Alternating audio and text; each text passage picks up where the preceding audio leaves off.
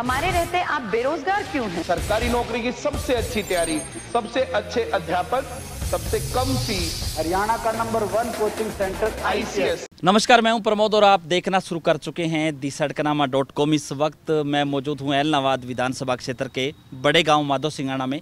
और जैसा कि आप सब लोग जानते हैं कि यहां पे उपचुनाव है, वो चल रहा है। 30 अक्टूबर को वोट डाले जाएंगे।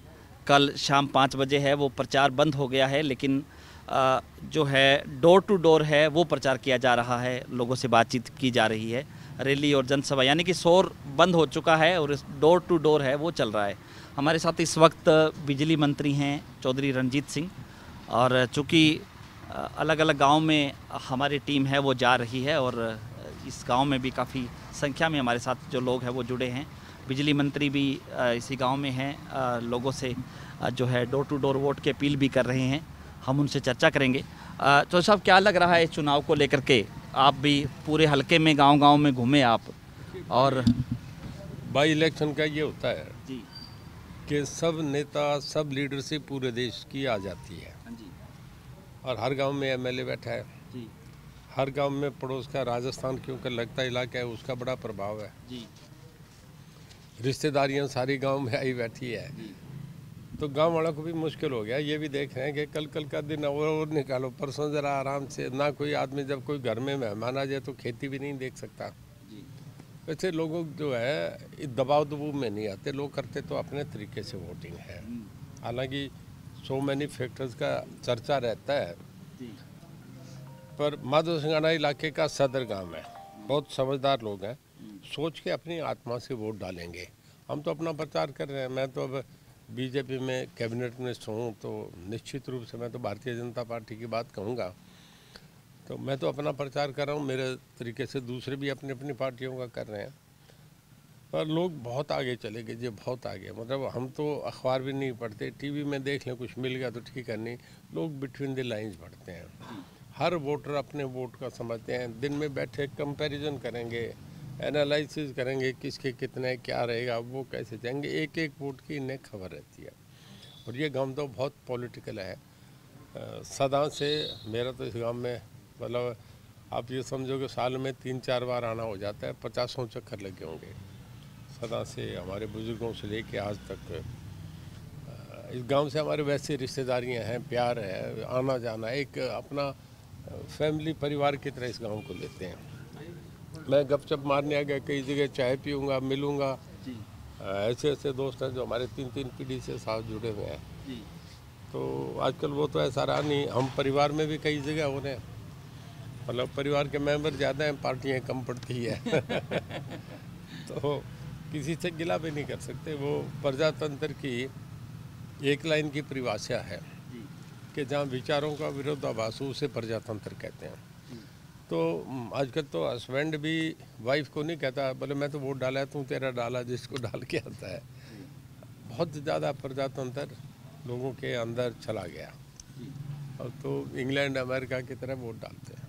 तो साहब, ये चुनाव है, चूँकि प्रचार तो हालांकि बंद हो चुका है और कुछ घंटों में, ये कहेंगे कुछ घंटे ही शेष बचे हैं कि वोट भी डाले जाएंगे। ये चुनाव जो है किन मुद्दों को लेकर के लड़ा गया? क्या मुद्दे रहे इस चुनाव में? कहीं ना कहीं विकास को लेकर के भी, क्योंकि जहां सरकार के लोग कह रहे थे कि 3 साल में हमें मौका दो, हम विकास कार्य करवाएंगे। आपको क्या लगता है, आप भी इसी इलाके से, क्योंकि आपका जो हलका है वो बिल्कुल इस क्षेत्र से साथ लगता हुआ इलाका है, गांव-गांव में भी आप गए, कहीं ना कहीं किन मुद्दों को लेकर के जो है वोट है वो डालेंगे? आपको क्या लग रहा है? देखिए, मेन जो है लोगों का स्टेबिलिटी का वोट होता है। जी लोग देखते हैं कि सरकार किनकी बनेगी। यूपी में मायावती की सरकार 1 मिनट मान लो बन जाए तो लोग समझते हैं चलेगी नहीं। जी कांग्रेस की जो पहले पोजीशन थी आज नहीं रही। लोगों का अंदाजा था कि हरियाणा में मेन अपोजिशन रहेगी। मैं पहले ही कहता था कि फाइट जो आएगी वो बीजेपी और INLD में रहेगी, और वो आज आप सामने देख रहे हैं। कांग्रेस बहुत नीचे चलेगी। कांग्रेस, मेरा अपना अंदाजा 20,000 से भी नीचे चली जाएगी। जब 1/6 वोट नहीं आए, मतलब अगर 25-1.5 लाख पोल वोट है, 25 नहीं आया तो जवान जब्त होती है। तो इन 2 दिन में लोग जो है वो फिर वहाँ से निकलना शुरू हो जाएंगे कि भाई ये तो किसी खत्ती में ही वोट नहीं है, किस लिए डालेंगे। लोग डालते हैं हार और जीत के लिए। अब उसमें मोदी का चेहरा भी एक है, हमारे मुख्यमंत्री का चेहरा है। लोकल लोग थोड़े से अब के कन्फ्यूजन में है कि हम परिवार के लोग हैं, हमेशा अब परिवार के साथ ये इलाका रहा है। अब अलग अलग जगह आ रहे हैं, मैं अलग आ रहा हूँ, अजय अलग आ रहा है, अभय अलग आ रहा है, आदित्य अलग आ रहा है। तो अब आपस में हमें भी लिहाज रहती है, इन्हें भी शर्म रहती है, बैठ के मिलते जुलते हैं, वही कॉमन आदमी है, उनके भी इकट्ठे हो जाते हैं, मेरे भी हो जाते हैं। पर मेरा अपना अंदाज़ा है कि भारतीय जनता पार्टी एक राष्ट्रीय पार्टी स्थापित होगी। इसमें क्या कारण रहे नहीं रहे, एक कांग्रेस की विफलता। कांग्रेस में पार्टी एक ऐसी है कि जिसका पार्टी का अध्यक्ष कोई और है, चला कोई और रहा है। और जब सेनापति के बिना फौज की स्थिति हो जाती है ना, जैसे भेड़ बकरियों का झुंड होता है कि उसके अगर पीछे अगर गवाला नहीं होगा तो दाएं बाएं निकल जाती है। तो कांग्रेस में कोई सेनापति नहीं है। देश में होता तो कभी इंदिरा गांधी थी, हरियाणा में हुड्डा साहब हो सकते थे, पर जो शैलजा का इसकी तो अपनी कोई कहानी नहीं है, तो हल्का छोड़ के चली गई। यहाँ इसके फादर भी 5 बार रहे, 3 बार ये भी MP रही। जब खुद हल्का अपना वोट नहीं दे दिला किसको सकती है। कांग्रेस की तो बहुत दयनीय स्थिति है। तो ये कारण क्या रहा, कांग्रेस इतनी क्यों पिछड़ी? देखिए, उसमें अलग अलग रीज़न है। एक तो जब कोई बहुत लंबे समय तक किसी कारण उसके खिलाफ एंटी इनकम्बेंसीज के बहुत रीजंस हो जाते हैं। नंबर 2, कांग्रेस की आपस की फूट भी रही। बीजेपी का जब मोदी अनाज हज़ारे का आंदोलन आया तो लोगों में एक बगावत हो गई थी कांग्रेस के खिलाफ। बहुत ज़बरदस्त आंदोलन था, स्कूल के बच्चे मोमबत्तियाँ लेके खड़े हो गए थे। उस आंदोलन को मोदी एक ऐसा चेहरा आ गया जो उस आंदोलन को हाईजैक कर गए, और उसके बाद स्टेबल गवर्नमेंट बन गई, लोग उनके साथ भी हो गए। पूरे इंटरनेशनली देश की कुछ छवि ऐसी बनी, तो मोदी का चेहरा सबसे बड़ा हो गया। इसी करके स्टेट में भी जहाँ बीजेपी पहले नहीं थी, अलायंस आती थी, चाहे देवीलाल के साथ आई या चाहे बंसीलाल के साथ आई, वहाँ भी बीजेपी अपने आप एक पार्टी स्थापित हुई। उसका रीज़न ये रहा कि कांग्रेस खत्म हुई होती है कि रीजनल पार्टी कम होती जा रही है। बीजेपी का एक डिसिप्लिन पार्टी थी, राष्ट्रीय स्तर पे आती है तो उसका स्टेटों पे भी असर होता है। बाकी क्या लग रहा है, सरकार, मुख्यमंत्री ने भी 2 दिन यहाँ पे प्रचार किया, सरकार के भी कई मंत्री MLA ड्यूटी यहाँ पे वोटिंग को लेकर के भी करते रहे, कितना का असर पड़ेगा भारतीय जनता पार्टी पे? स्वाभाविक है कि जब मुख्यमंत्री आता है तो उसका असर होता है। काम वाम में लोगों को उम्मीद भी दिखती है, लोगों को ये भी दिखता है कि काम होंगे। और अभी बहुत लंबी चर्चा हो जाएगी। आज के दैनिक भास्कर में भी चर्चा आया है, शायद आपने देखा हो, कि उसमें कई चीज़ें, कोविड कंट्रोल कैसे कराए, एडमिनिस्ट्रेशन कैसा है, ऑफिसर्स कैसे मानते हैं, फाइनेंशियल कंडीशंस क्या हैं। तो उसमें CM साहब का आज भी 1 नंबर परफॉर्मेंस है, बहुत अच्छा लोगों ने माना है, और डेवलपमेंट से जुड़े हैं तो ठीक हो रहा है उनका। तो नतीजे किस तरह के होंगे, क्या लग रहा है? मुझे लग रहा है भारतीय जनता पार्टी की जीत निश्चित है। कल से मामला है, कल तो कन्फ्यूजन में था, आज कल में और बढ़ती जाएगी। तो कल जो है राकेश टिकैत ने जनसभाएं की, उन्होंने इशारों में INLD के लिए वोट भी मांगे। उन्होंने कहा कि जो झोला जो हमारे यहाँ छोड़ के गया हम उसको वापस दे देंगे, इस टाइप की जो बात कही। तो क्या लग रहा है कि किसान वोटर है वो आकर्षित होगा?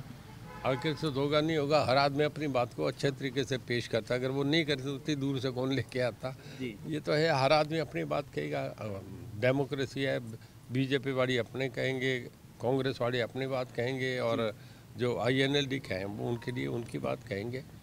और नेता इतने समझदार हैं कि लोगों का मूड क्या है, क्या कहना चाहिए, वो कहते हैं अपनी बात है।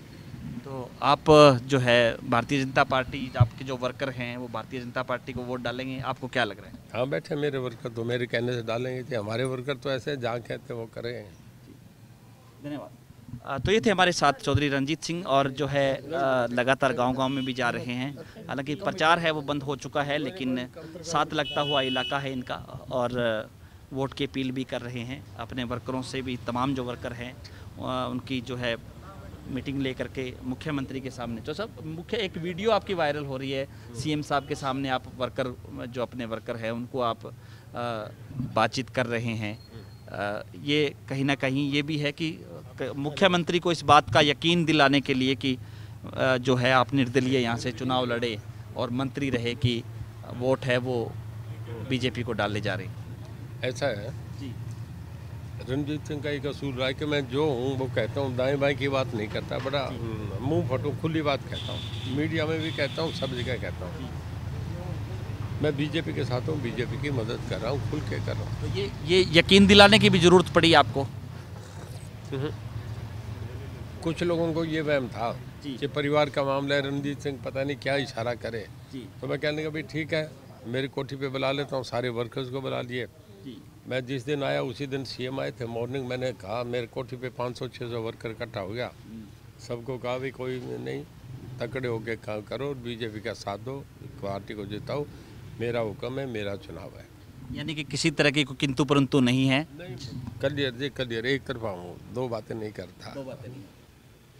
आपने कहा था कि राजनीति में जो है इशारे कुछ होते हैं, जिस तरह से हुड्डा साहब ने कहा कि मेरे मित्र हैं गोपाल कांडा, अभय चौटाला का भी नाम लिया, तो इस तरह के इशारे चलते रहे हैं कांग्रेस में भी? देखिए कांग्रेस तो इशारों की पार्टी है। हाँ सदा से ही ऐसे करते हैं। हमारे अच्युत देवलाल की पार्टी में इशारे नहीं होते, उनका तो जो फॉलोवर है वो एक तरफी बात करता है, जहाँ कह दिया।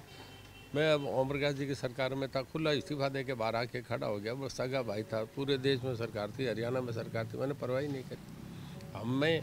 हमारे में खून ही ऐसा है कि हम कच्ची बातें नहीं करते, जो कह दिया उस पर रहते हैं। धन्यवाद। तो ये थे हमारे साथ कैबिनेट मंत्री चौधरी रणजीत सिंह। लगातार हमारे साथ बने रहिए और इस वीडियो को आप ज़्यादा से ज़्यादा शेयर जरूर कर दीजिए ताकि तमाम लोगों तक ये जानकारी पहुँचे। बहुत बहुत शुक्रिया।